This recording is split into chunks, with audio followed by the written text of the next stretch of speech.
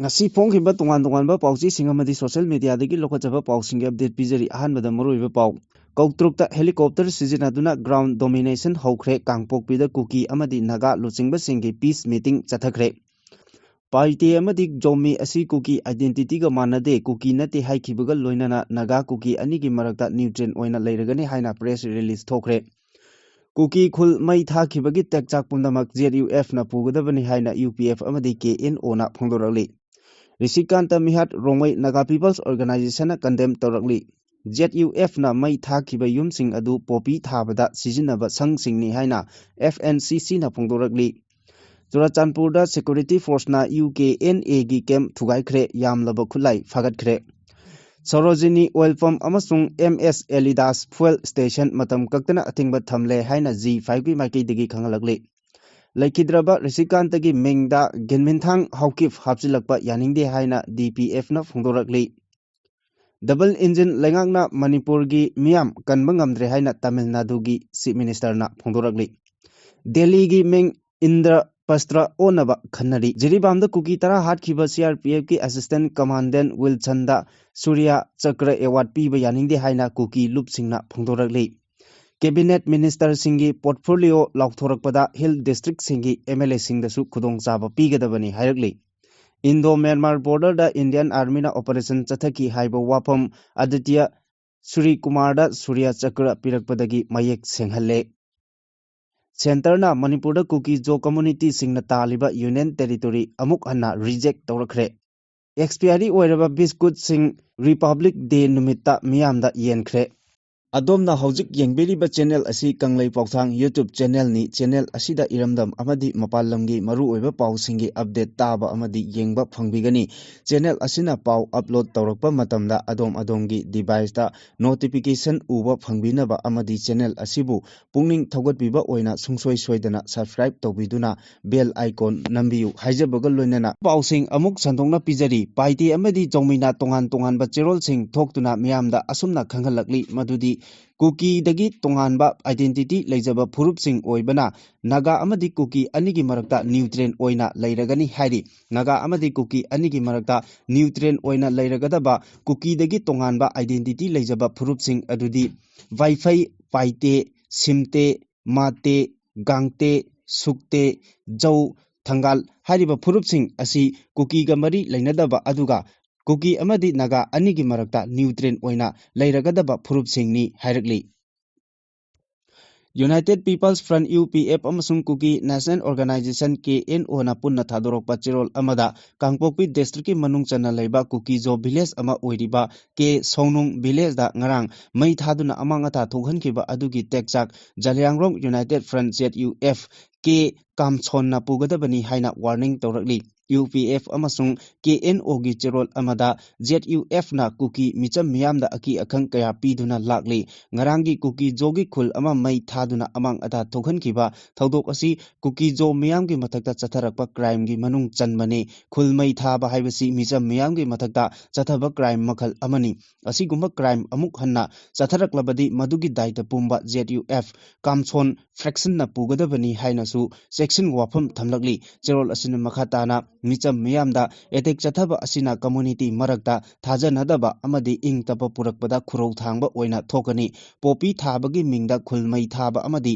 hingsagi thong chathabana achumba sakpa yaroi asigumba thong makhatana chatharakpa tarabadi maduda pirakpa miyam apunbagi cherak karigumba mong amatana ngakthokpa ngamloi manipurda haujik ne tadaba phibam amada leiriba matam asida khulmai tharakpagi thong aduna hena community gi marakta irang thoknabagi maram oigani haina UPF amasung KNO gi cherol asina phongdorakli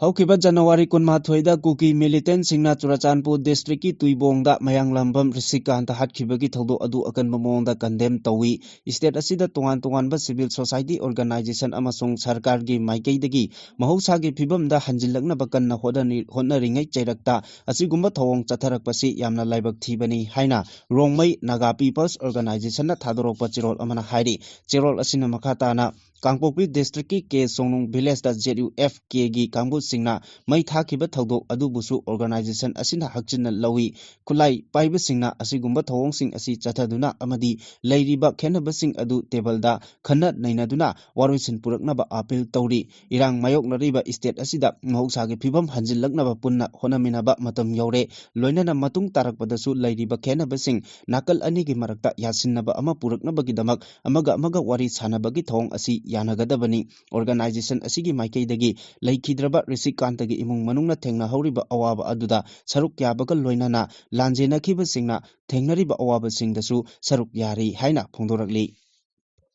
ZUF na Kangpokpi district ki manung chanba Wafong Ithan area da farmhouse ahum mai thadok tuna mangan khiba adu lup asina poppy cultivation amasung masiga mari lenaba thabaksing laksinaba chatharakpa khongjagi manung channani mai thakraba farmhouse ahum adu pak sanna poppy thaba amadi labor kayabu thabak piriba structure singni haina Foothill Naga coordinating committee na thadorokpa chirol amana hairakli Cherol asina makatana Kuki Organization for Human Rights Trust Sada Hills Chief Association amasung Kotugi maikeidagi phongdorakliba wafam sing adu yamna kanna react tawraduna wafam aduda ke songnung kauba khul leite loinana khul amata mai thagibasu leite makoina hairiba allegation asi pumla lalaba amasung miyambu lana lamjingbani Manipur Hill Area Village Authority Act 1953 ki matung inna khul ama haibasi yamdrabada yum kundagi tadana leiragadi legally oina recognize tawgadabani haibasi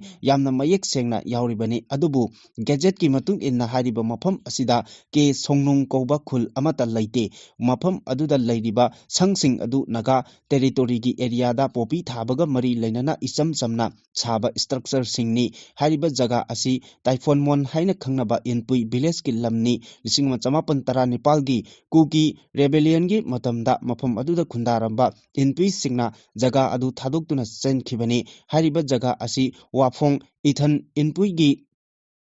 jurisdiction amasung career makhada leibani adubu hariba jaga asi 2018 ki Anganba sarukta lakiba Kuki singna ain kaina loksinduna farmhouse sajin khibani mafam aduda Kuki singna temporary structure ani saraga umang kokthokuna popi thabagi thabak asi chatharakibani government authority yauna organization kayarak hana warning pirabasu popi thabagi thabak asi makha sathaduna lakhibani hairi Haukiba January 18 da Churachandpur district ki Tuibong da Kakching Khunodagi mayang lambam Resikanta tamthina hatkiba thodoka mari leinana security force na satharakpa operation gi manung channa mihat asida chenariba UKNA gi camp ama thugaikre yamnaba khulai sing phagat bangamle hari official source amana hai UKNA asi Indian Myanmar border da operate toba su agreement sign tongnadaba lalolup amani UKNA gi kedar mari mayang lambam Resikanta kidnap tawduna pukraba matung tamthina hatokhiba thodok aduga mari leinana ahanba PS ki oina Central Security Force amsung Manipur Police ki apunba combined team amana Churachandpur Police Station gi manung chanba Kaijang village da chathakiba operation aduda UKNA gi camp adu thugai khibani loinana hariba camp adudagi MA2 Mark ani rifle ama magazine ama AK gi magazine ama tongan ba caliber singi maru humbudaruk high explosive hand grenade ani chawrakna kg ahum makhai rom lumba improvised explosive device ahum amasung muzzle loading barrel gun ama fagatki atopa operation amadana district asingma ki loilam court ta chathaki ba operation amada RPG round ahum 30mm grenade manga 303 ball action rifle ama pompi gun ani pompi shell ahum single barrel ani SBBL cartridge tara fagatki nylon village da chathaki ba operation dana RPG round ahum grenade manga yauna atai khulai kyasu phagat pangamki State asigi hojik oiriba law and order gi pibamga mari leinana mamangda hairok maning singda Indian Army na helicopter sizinaduna military exercise chathakibagum Imphal West district amasung Kangpokpi district aniga lonaba koktruk maning chingthakta helicopter sizinaduna air to ground area domination exercise chathaba haukhre amaromda ZUF na Kangpokpi district ki manung chanba Wafong village ta popi pambi paksana manganba amadi popi thabada sizinaba yum khara mai thakiba thodok tuga mari leinana Kuki amadi Naga anigi marakta chauna ungkhatnaba yabagi phibam lakpadagi ngarang nungthil pung amadagi hauna Kangpokpi district headquarter da nakal animaki luchingba sing yawba high level peace meeting ama haldukre hairi presna phangba pawgi matung inna kautruk maning chingthakta helicopter sizinaduna air to ground domination exercise adu ngarang ayu pung 8 rom tabadagi hauraga numit yungba matung pung ama minute 15 fawba chathaki ayu pung 8 rom tabada Indian Army gi helicopter sing leimakhong romdagi pairaktuna kautruk maning chingthakta koipai paiduna leikhi loinana helicopter sing adu yamna nemna kautruk khul mathakta su paikhi thodok aduda kautruk khulgi khunja sing mipaiba phawba poknakhi tungda helicopter dagi thori thadaraklaga para group sing adu kautruk maning chingthakta kuki singna charamba bunker mathakta kumthakhiba khunja singna unakhi numit yungba matung phawba helicopter da para troop sing leptana holaktuna kautruk maning chingthakta thadakhi kautruk khulgi khunja singna phongdorakpagi matung ina military exercise aduda saruk yakhiba para trooper ama soibadagi taraktuna makhut tekpadagi lemakong da leiba army hospital da laikananaba pukhatki hairi amaronda ZUF na wafongda kuki singna tharamba popi pambi yanthatkiba amasung khangpok changkhara mai tharamkhiba thodok adugi matangda kuki amasung naga singi marakta nauna ungkhanarakpa yaba phibam leibadagi district administration amasung community leader singi marakta irang adu nemthanaba nungthilgi pung amarom tabadagi kangpokbi district headquarter da high level joint peace meeting adu chathaba hokhibani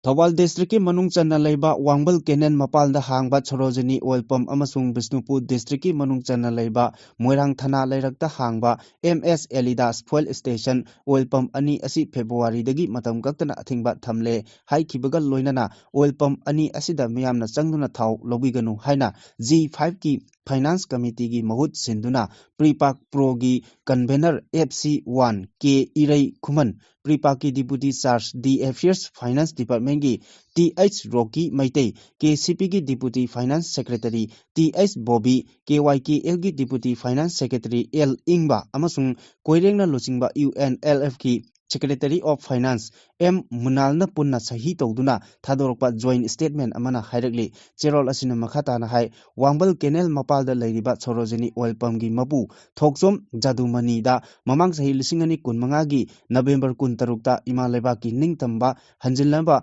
lanthengnariba yawlu manga G5 ki member ama thaduna sel gi mating oina sahi amagi lupa lakh ama makhai khak bibinabagi damak wari sanaki adubu oil pump asigi mapu Khangabok-tagi Thoksom Jadumani hariba miyoi asina G5 ki wafam asigi ona tainabada member adubu khonda athiba wahaiwata kaya sijinaduna mahaki escort kangbu singda phahanki amasung Manipur Police Commando da khuchinnakinaba honaki loinana member asibu tamthiba mongda phujaiba hauki adubu G5 ki member aduna escort adugi khulai amadi gypsy mullaba matungda makhoidagi haisingna nanthokduna chelakhi adubu escort adu isil inau oiba state force oibana khulai adudi thogdok thokhom oil pump aduda thambiramki aduga gypsy aduna hairoki mafam amada thambiramki TH Jadumanina yawol iyo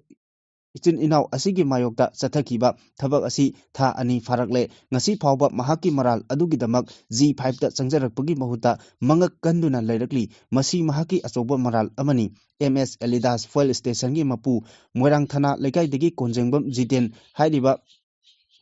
Miyoi asidasu G5 ki maikaidagi sel ki mateng oina sahi amagi lupa lakh ama makai pibinaba haijarubada mateng pibagi mahuta security kangbu thajinduna yawol iho asigi mayokta phongna lepki masigidamak mahakpu warak watemba hanbo warning oina haukiba January 9 da MS Elidas fuel station asida mi hangbagi khudongchaba lauraga micham soktanaba mongda bom ama numidangda pokhai hanki adubu ke Jitena G5 ta changjarakpagi mahuta aikhoigi member singbu security da haidoktuna phahanki loinana lamdam asida leiriba oil pump sing khomduna masana yaningdaba oil pump sing phawba thong lonabagi khongjang changsilakhi asumna yawol ihogi mayokta lepkhraba ke Jiten su ngasi phawba G5 ta changjaraktari masisu yawol iho asigi mayokta langjaba ajobo maral amani maram aduna thoksom Jadumani amasung hariba miyoising asigi mathakta athingba si thammani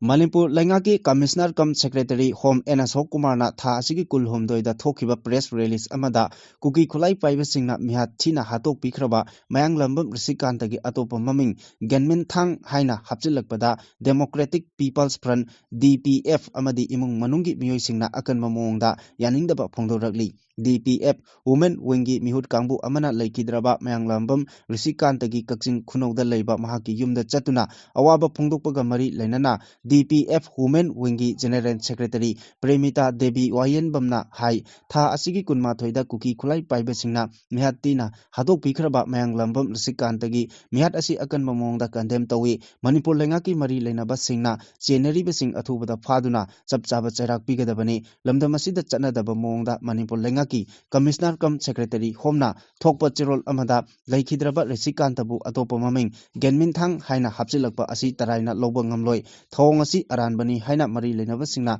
Sengdorakadabani Haiki Loinana Risikantabu Mihathina Hatok Pikibadagi Imung Manungna Thengna Horiba Awaba Adu DPF Nasu Saruk Yajari Haiki Bagat Loinana Laikhidraba Risikantagi Mayamba Ahalna Mayang Lambam Amarjana Pongdorokpada Mihathina Hatok Pikraba Risikanta Asi Mayang Lambamda Pokpani Adubu Manipur Lengaki Amadi Social Media da Mahaki Mingbu Lana Thorakpa Amadi Mayang Lambamda Pokpa Inau Asibu Haukip Haina Hapsilakpa Asi Yamna Laibak Thibani Haina Pongdoki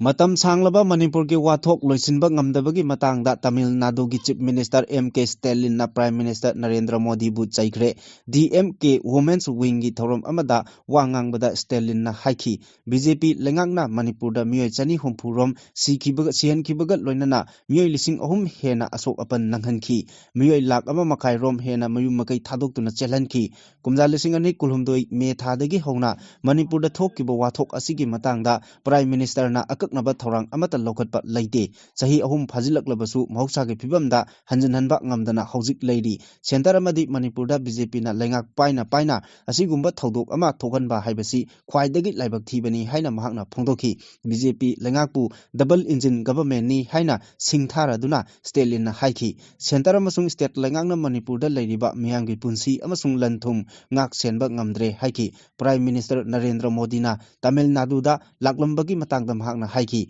Numit Nini Mamangda Tamil Nadu da Laklambada, Oidaba Namthaki Wapum Kaya Pongdok Lamki, Tongan ba, Mapalebak Sing da Koiduna Layruraba Prime Minister na, Mikhal Matam Naksilaglaga India da Amung Alakigani, Mikhal Naksilakpana Marab Oiraga, Tamil Nadu da Mahak Laklambani, Prime Minister ki Khongset Mangoinana Akhanaba Wahankara, Hanki Adubu, Nasi Pauba Matik Saba Paukum Amata, Pirakpa Laitri Haina Pongdorakli.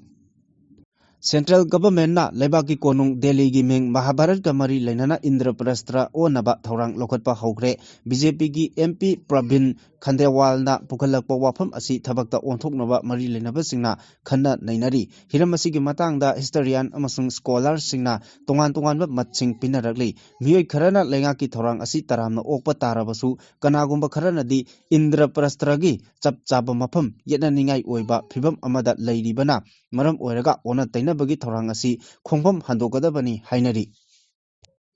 Hokiba Sahi Lisingani Kunmarigi November Tarama Thoida Jiribamda Kuki Mar Village Volunteer Tarabu Makut Chalaba Matunga Tamthina Hatkibada Chenaba CRPF ki Assistant Commandant Bipin Wilson da Surya Chakra Award Piba Asi Akan Bamongda Yaningde Haina Kuki Organization for Human Rights Trust na Thadrok Pachirol Amana Hairakli Asigumba Personal Amabu Republic Day Thoromda Gallantry Award Piba Haibasi Kuki Miyamgi Punsibu Karisu Leitana Khanba Thawongni Thodo Adugi Matangda Supreme Court ki Supervision Makada Independent Investigation Chathagadabani Aina Yadaba Mongda Mihat Singh Adubu Chathakiba Mihut Singhi Mathakta Aingi Oiba Chairak Pigadabani Loinana Laikhidraba Singhi Imung Manungi Damakta Loop Asina Chapchaba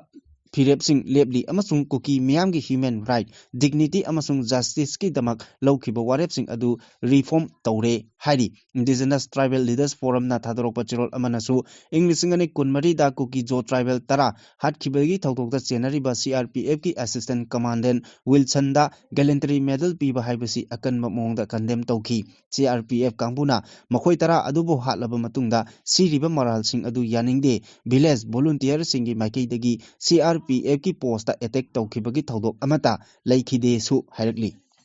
Yamna maru oiba pau amada Manipur Popular Government ama lakpada Federation of All Tribal Youth Club Manipur na chogalakli organization asina thokpa chirol amana hai nongna semgadoriba Popular Government asigi cabinet minister singi portfolio lauthorakpada Manipur gi hill district sing dagi karakpa MLA sing dasu chap chaba kudong chaba pigadabani thong asina state asida nungsi chanaba amadi tangdu leitaba purakpa ngamlagani hairakli Indo-Myanmar border paringda leiba North-East ki lalauba singi kemta mamang sahi ki July thada Indian Army na operation chathaduna lalauba kaya hatkhiba amadi asok apan nanghankhi haibagi matangda chayetnaba wafam kaya leiramba adu mayek senghalle matam aduda Indian Army gi maikeidagi operation chathakhiba leite haina phongdokhiba leikhrabasu handak pangthokkiba Republic Day gi thoramda kunmathoi suba para special force ki Lieutenant Colonel Gothage Aditya Sri Kumarda Surya Chakra Award piduna ikai khumnakhibagi thorom adudagi Indo-Myanmar border da Indian Army na operation chathaki haibadu mayek sengna khangnarakle Surya Chakra hariba award asi Ashok Chakra amasung Kirti Chakra gi mathangda leiba khwaidagi wangba gallantry award makhal amani Indo-Myanmar border da drone amadi afaba makhal gi technology sijinaduna militant singi kemta akanba strike aduda planning tokhiba amasung masamak yauna operation chathakiba adubu sakhangba oina Aditya Sri Kumarda Surya Chakra award piduna ikai khumnakhibani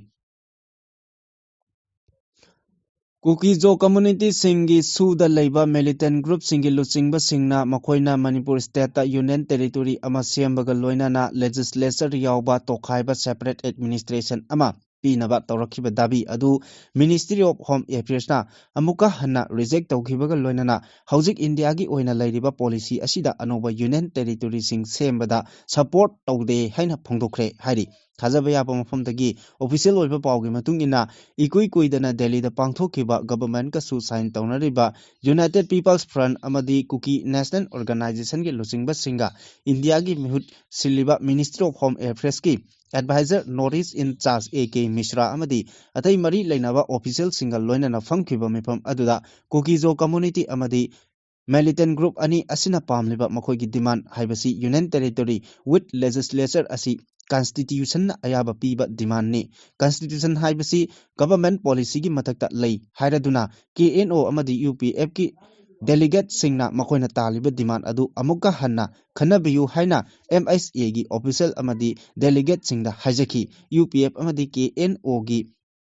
presentation adu taraba matungda Indian government ki mihut siliba MSA gi official singna Kukizo community amadi UPF amasung KNO na taliba Union Territory with legislature asi yaba ngamloi hojik India gi oina leiriba policy asida anoba Union Territory sembada support tolde haina mayek sengna phongdorakhi hiram asigi matangda lisingani kunmanga gi September thada KNO amadi UPF ki luchingba singa MSA gi AK Mishra na luchingba official team na ahanba round gi wari sanabada tripartite su agreement ama su sign tongnaduna makhatana wari sananabagi damak yanaba ama purakhi masigi tungda tarakpada sahi adugi November 3 amasung 8 ta KNO amasung UPF ki luchingba singa MSA gi official singa wari sanaba matamda Kukizo community singna taliba core demand haibadi Union Territory with legislature assembly asi khanaduna lakhibani Kangpokpi District Headquarters ta pangthokhiba Humbudra Taret Suba Republic Day Thoromga Mari Lainana Kangpokpi District Administration na function yawba amasung yengba lakhiba angangsing amadi atai miyoi singda expiry date helaba biscuit sing yenthokkhibagi thodo adu hojik achoba wathok ama oirakle thong adu district asigi civil society organization sing parents sing amadi community leader singna public safety gi khandaba amadi administrative ki thoksa wasadabani haina akanba mongda da tawrakli thadau youth association na thadorokpa chirol amada condemn tawbaga loinana thawong adu sectiondaba amasung district administration gi maikaidagi yamna chauna asoiba amani hairakli government na sinba event amada miyamda expiry oiraba biscuit yenthokiba adu food safety act standard act lisingani tarukki makhada expiry oiraba chinjak sing tungsinba amadi supply tawbasingi mathakta chairak piba yai ngarang kangpokpida pangthokiba Republic Day aduda masing yamlaba angangsing yengba amadi saruk yaba lakhi hari hiramasiga mari leinana thadau youth association na kangpokpigi deputy commissioner da public apology tawgadabani amadi matik chaba action sing mari leinaba official singi mathakta lokhatkadabani haina dabi tawri Makatarakpa pauda lebak asida leiriba banking sector singda thabak tawriba bank employee amadi officer singna chayol amada numit mangani hena thabak suhanbagi mayokta numit mangani khakta thabak tawnaba yanakiba demand sing athubada chanahalu haiduna lebak sinba thungna all India bank strike ki khongjang changsinkhre khongjang asigi manung channa state asidasu public sector bank singda bank strike ki khongjang changsinkhre tungan ba banking union mapalgi umbrella body ama oiriba United Forum of Bank Union ki makhada India pumbada chathakiba all India bank strike ki khongjang aduda 5 days working is a right not a privilege we demand implementation of 5 days working haiba tongan ba kholau kaya lauki makha tarakpa aroiba pauda editor kalamdagi machang oiba ama lokhachari lengangna popi thaba thingba ngamdribasi karigino kari maram laibagino Manipur asi cinglon mapan na kuisinduna lairiba lamdam amani haina singthanaribani adubu Manipur gi cinglon mapan gi saruk kayada horiba upal wapal kokthoklaga popi thabagi thabak pakchana chathare haibasi sahi kayagi mamangdagi Manipur lengak amadi Bharat lengakna tasengna khanglabasu haujuk phawba tuminna adumak laisinduna lairi ngasi phawba ain kaiba thabak phongna chathaduna popi thabagi thabak chathariba miyoising asi thingduna amadi ain gi oiba lokhatpham thopa thabak lokhatpa ngamdriba asi karigino haiba wahang amasu songthorakli Manipur gi oina haujik chingi charuk kokthoklaga popi thabagi thabak chathariba mafam sing asi singi assembly constituency ayambada thoklibani hariba aina yadaba popi thabagi thabak chathariba AC sing adugi meyamgi mihut oiriba MLA amamam loina leiriba ngaktani masigi su mathakta district magistrate amadi ngak chenabagi thabak tawnabagi damak district SP amamam su loina leiribani Hariba mari lainaba sing asi laina matau karamna singda hoba upal wapal sing yanthatlaga pakchanna popi thabagi thabak chathaba ngamhalibano madunadi mari lainaba achouba thodang loduna yengsingadaba ain kaiba thabak tawrakpa sing phaduna aingi oiba cherak pigadaba singna makhut tungbunnaraga laithoi haibadu taklibani haujik asi yamna chakhotlaba haibadi satellite ki yukni maduna karamba mapamda ain kaiba thabak chathari gibage haibadu satellite ki matengnasu yamna laina khangba ngamlibani adubu yamna ngaklibadi Manipur gi chingi saruk singda popi pambi thabagi thabak pakchana chatharakpa matamda karigidamakta mari lainaba authority singna khangba ngamdana lairibano Chingda popi thaba haibasi chingmai temthokadoribani upalwapan kokthokadoribani chingmai temthoktuna Sanaba makhalgi har haptuna popi thabagi thabak chatharakpa haiba asi matam yamna lauriba amani asigumba thabak asi matam sangna chatharakpada ain ngak senaba lairiba singnasu khangba ngamdaba aduga popi thariba AC sing adugi miyamgi bihut oiriba MLA haibadi lawmaker su oiriba singna khangdana laithokliba asina karigi Masigi su mathakta mafam adubu koliba district magistrate district SP singnasu mari leinaba police personnel sing amadi intelligence ki kangbu thaduktuna ain kaiba thabak kari chatharibage haibadu thijindana laithorakpadagi popi thabagi thabak asi ngasi pawba pakthok chakthokna chatharakpani haiba asidi tasengna chungani haina khali pumnamak asi mari leinaba singna lofam thokpa tawdang adu lawdana lairi haibasi takpani yamna ngakliba amana Numit khudingi security force ki kangbu forest department NCB central security force yauna popi pambi tharamba mafamsing mang takhan bagi thabaksu chathari adubu ngasi phawba popi pambi tharamba miyoisingdi phaduna aingi oiba charak pibadi khwaidagi atangba haibadu oiri haiba yai maduna popi pambi pakchana thariba asi makhoigi damakta sakti leiba senjau paiba kana lepli kanana achouba senpham thadariba ge haiba adusu ngasi phawba khangba ngamdaduna laithokliba asisu khwaidagi angakpa makhal amani asigumba lengaki asonba kaya asi leibadagi Manipur gi chingi mafamsing pakchana kokthokduna popi thabagi thaba asi achouba sendal lambi ama oina chathanarakhibani haiba yai tasengna hairabada popi pambi dagi kani gi pothok puthokduna madudagi makhal makha kaya gi drug kaya amu semgadoribani hariba drug sing aduna malem gi lebak sing kaya da amuk yonduna miyoi kaya da drug pijarakadoribani ꯃꯗꯨꯅ ꯃꯔꯝ ꯑꯣꯏꯔꯒ ꯃꯥꯂꯦꯝꯒꯤ ꯑꯣꯏꯅ ꯑꯆꯧꯕ ꯌꯦꯛꯅꯕ ꯑꯃꯁꯨ ꯑꯣꯏꯔꯛꯀꯗꯧꯔꯤꯕꯅꯤ꯫ ꯄꯨꯝꯅꯃꯛ ꯑꯁꯤ ꯚꯥꯔꯠ ꯂꯩꯉꯥꯛꯅꯁꯨ ꯈꯪꯅ ꯈꯪꯅ ꯉꯁꯤ ꯐꯥꯎꯕꯗ ꯑꯥꯏꯟ ꯀꯥꯏꯕ ꯊꯕꯛ ꯆꯠꯊꯔꯤꯕꯁꯤꯡ ꯐꯥꯗꯨꯅ ꯑꯥꯏꯟꯒꯤ ꯑꯣꯏꯕ ꯊꯕꯛ ꯂꯧꯈꯠꯇꯅ ꯂꯩꯔꯤꯕ ꯑꯁꯤ ꯀꯔꯤꯒꯤꯅꯣ ꯍꯥꯏꯕ ꯋꯥꯍꯪ ꯑꯃ ꯆꯣꯡꯊꯣꯔꯛꯄꯅꯤ꯫ ꯃꯔꯝ ꯑꯗꯨꯅ ꯃꯅꯤꯄꯨꯔꯗ ꯄꯣꯄꯤ ꯄꯥꯛ ꯁꯟꯅ ꯊꯥꯕꯒꯤ ꯊꯕꯛ ꯑꯁꯤ ꯃꯔꯨ ꯐꯪꯅ ꯃꯨꯊꯠꯅꯕ ꯚꯥꯔꯠ ꯂꯩꯉꯥꯛꯀꯤ ꯑꯀꯟꯕ ꯃꯤꯠꯌꯦꯡ ꯆꯪꯐꯝ ꯊꯣꯛꯏ꯫ ꯂꯣꯏꯅꯅ ꯃꯅꯤꯄꯨꯔ ꯂꯩꯉꯥꯛꯅꯁꯨ ꯍꯤꯔꯝ ꯑꯁꯤꯒꯤ ꯃꯇꯥꯡꯗ ꯂꯧꯈꯠꯐꯝ ꯊꯣꯛꯄ ꯊꯕꯛꯁꯤꯡ ꯑꯗꯨ ꯆꯞ ꯆꯥꯅ ꯂꯧꯈꯠꯇꯨꯅ ꯑꯃꯨꯛ ꯍꯟꯅ ꯃꯅꯤꯄꯨꯔꯒꯤ ꯂꯩꯃꯥꯏꯗ ꯄꯣꯄꯤ ꯄꯥꯝꯕꯤꯁꯤꯡ ꯊꯥꯕ ꯉꯝꯗꯅꯕ ꯊꯕꯛ ꯑꯗꯨ ꯄꯥꯏꯈꯠꯐꯝ ꯊꯣꯛꯏ꯫